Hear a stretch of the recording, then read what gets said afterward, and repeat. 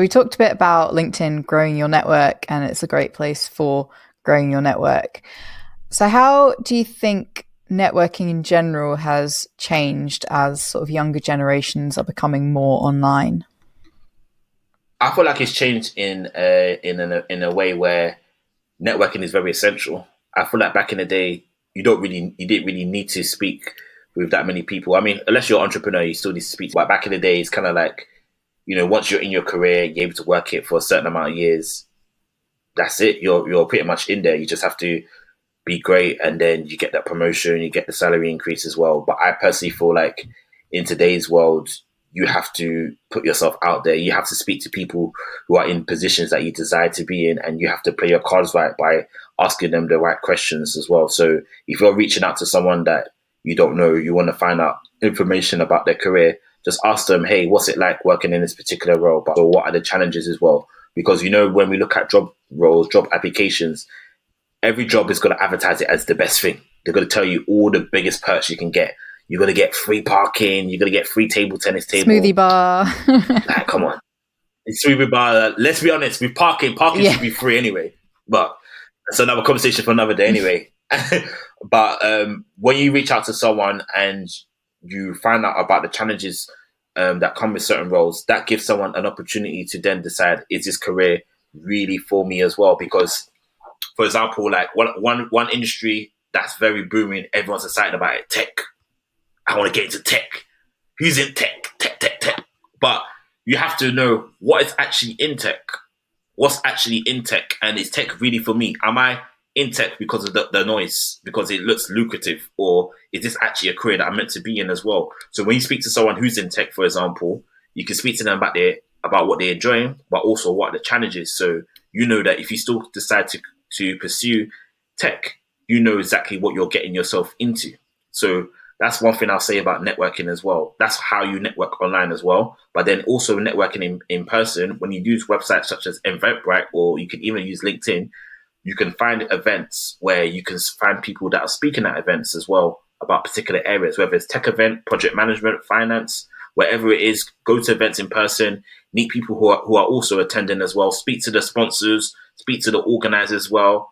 The best way to communicate, if you're shy about networking, go to the organizer straight away, because once you tell them who you are, you tell them what you do, they can always refer you to the right people as well. Because sometimes when people go to networking events and they find out 500 people are going to be there, and then they go to the event, 500 people are there, they're thinking, whoa, it's a bit too much. How am I going to speak to 500 people? You don't need to do that. Maybe just three or four people that can really help you when it comes to your career as well. And then when you approach them, you use what I call an elevator pitch, which is like a quick 30-second pitch to pretty much summarize who you are, what you do, and a call to action. So if I was going to a networking event, I'll say, my name is Jeffrey Manso. I'm a career coach and a keynote speaker. I'm all about helping students and professionals find direction into the careers that they want to go into. Would it be possible to have a chat with you to discuss ways on how I can collaborate with your organization to help some of your professionals and develop their skills as well? And then a call to action I'll say is, do you have a LinkedIn account? So I'll get their LinkedIn, we connect, and then what I'll do is move on to the next person as well. And then also another thing that I want to say as well when it comes to networking is that someone maybe hear this and be like, okay, I've been doing this, but what do I do now? You have to follow up.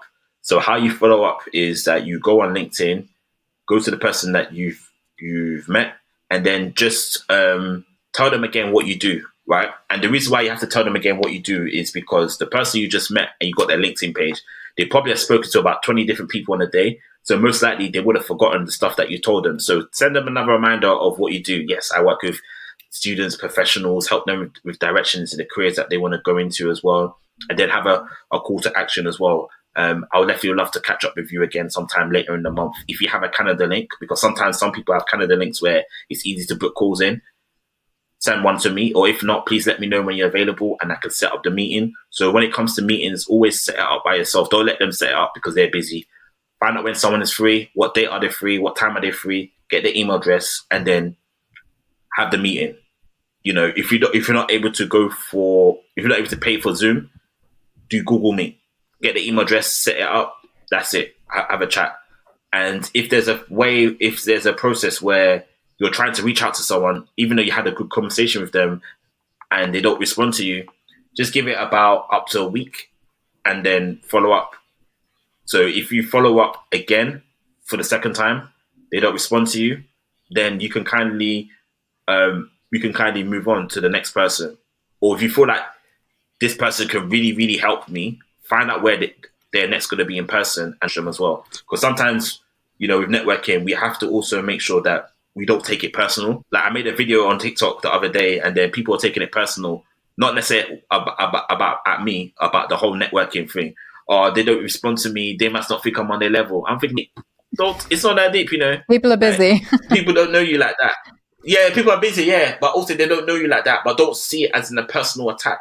Just see it as sometimes it's just not meant to be. Even me, to this day, as much as I network, there's still some people I wish I can get in contact with. I'm trying. It's not working. They respond. They make posts. I commented. They say thank you for that, but don't say thank you to my DMs. What am I supposed to do? Right? Then sometimes I realize that, you know what? What goal do I actually want to achieve? Okay, I know this person can help me, but it's not really working. I'm going to go to the next person. So sometimes when it comes to networking, you have to think about the goals that you want to achieve. And you have to ask yourself, okay, even though this person can open the door, if it's not really meant to be, who else can I approach? So you keep speaking to different people. And once you get different perspectives and ideas, it also helps you to gain clarity as well. That's one thing I'll say as well. Brilliant. And sometimes it's just the fact that they'll come back to you later on. So you leave it and then sometimes they come back. Oh, yeah, definitely as well. Yeah. Because also, sometimes people also want to see what you're about as well, because they're so used to people asking them for advice. Can you give me free tips? Can you give me all that? But people want to know, what are you doing as well?